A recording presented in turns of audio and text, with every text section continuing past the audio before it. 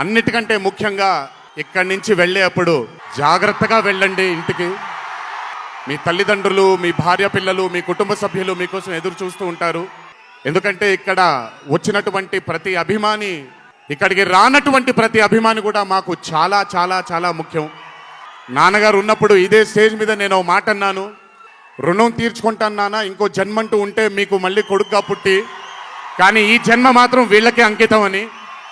ఈ జన్మ ఈ జీవితం మీకే అంకితం, మీ ప్రేమానురాగాల కోసమే అంకితం.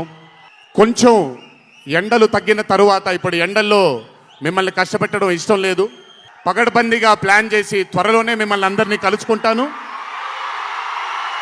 చాలా కాలమైంది, త్వరలోనే కలుసుకుందాం. కానీ కొంచెం ఓర్పు సహనంతో ఉండండి.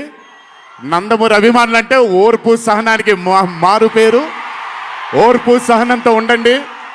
త్వరలోనే మనం అందరం కలుసుకుందాం, త్వరలోనే అందరితో కాసేపు అలా మాట్లాడుకుందాం.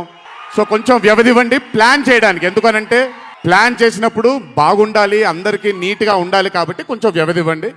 తప్పకుండా ఈ సంవత్సరం అయితే తప్పకుండా కలుస్తాను మిమ్మల్ని.